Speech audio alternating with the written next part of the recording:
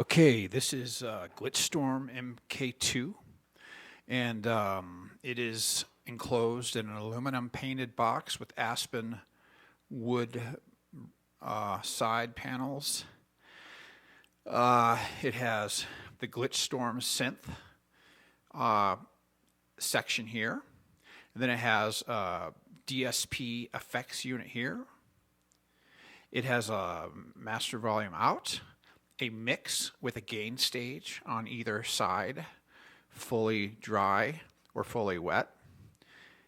And the selector switch, you can just select your effects and click it to choose those. It has one output is controlled by obviously the master, but the gain stage. And it's a mixed output, obviously, with the effects and the dry signal. But the other output has a switch, and it doesn't use the gain stage. It is just a straight out from either the switch when one position is dry, just the GlitchStorm circuit output, or if you put the switch up, I think it is just wet, but it has no gain stage and no mix. It eliminates this pop, but it does, obviously, it's controlled by the master output. And let's see here, it has on and off. It has a Arduino connector, so you can reprogram the glitch Storm with updates. I'll include the GitHub link in addition to the Mod Wigglers link to explain the whole development and the design and community contributions to this product, which was made by Spherical Sound, and it has a 9-volt input. So we're going to start with a fully dry sound.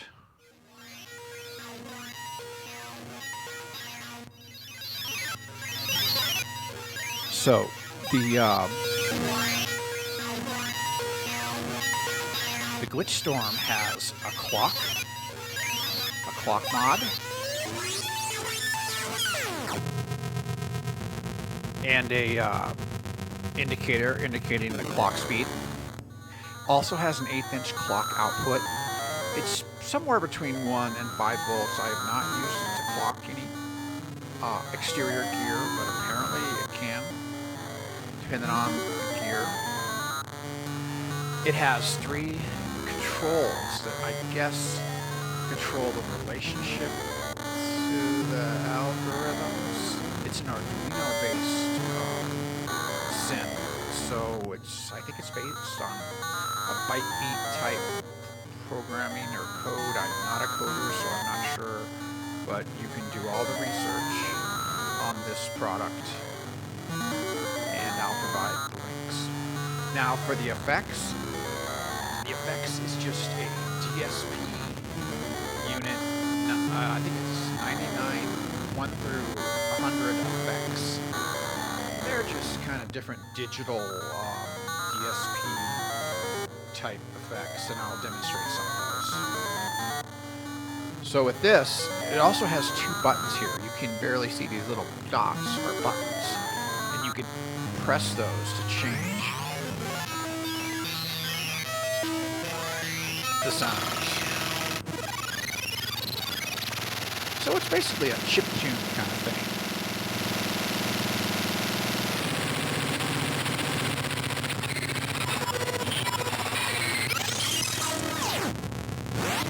I use it for sampling, so I can get unique sample one-hit type sounds for my Digitech.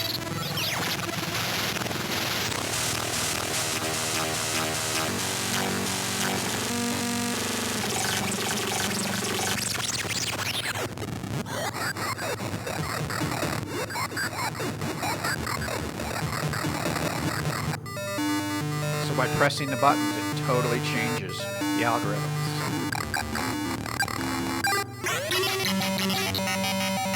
And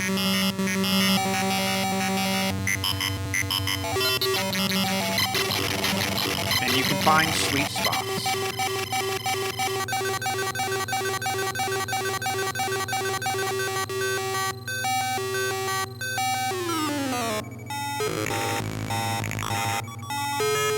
Really wild textures.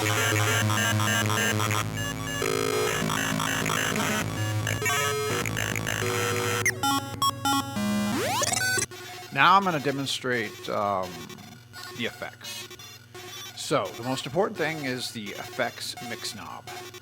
To the right is fully dry, to the left is fully wet. But it incorporates a gain stage, so the pot, fully right or fully left, you have maximum gain in the volume. It's kind of like a boost gain circuit. But if you're in the middle and you start mixing, you do get a volume drop, so you need to be aware. You have to compensate. But I like fully dry. That's a nice sound. But fully wet is a little bit powerful. So let's go into the volume here. Let's go into the effects.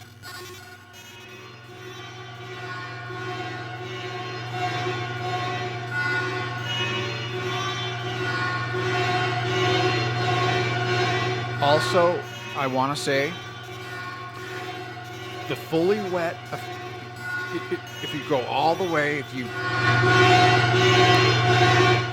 will get some noise. There's a slight hum, so I just don't operate with it fully left.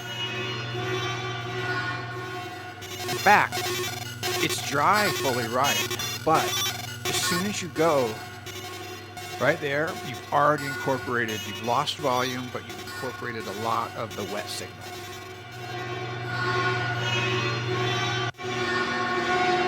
So the effects have verbs,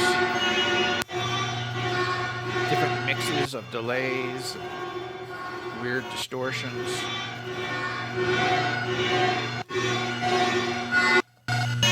Room sounds.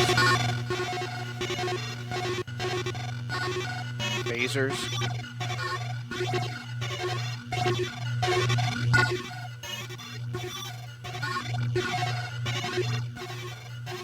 You can hear some of that hum. I just want you to be aware, there is a hum. Crank it wet. There's a bit of a hum, so it's best to have a gain stage on your mixer or something to compensate for that. Some effects have more noise than others.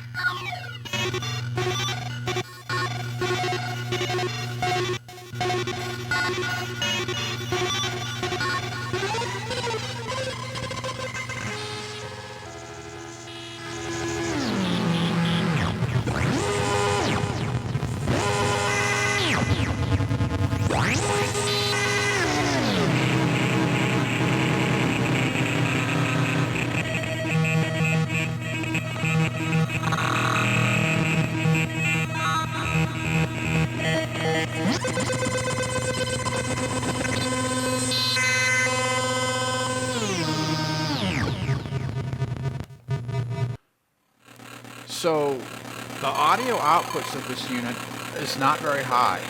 I have to kind of crank it, add some gain in my mixer, just so you know. It's not a super high output, so it wouldn't hurt to be boosted by some type of compressor or pedal.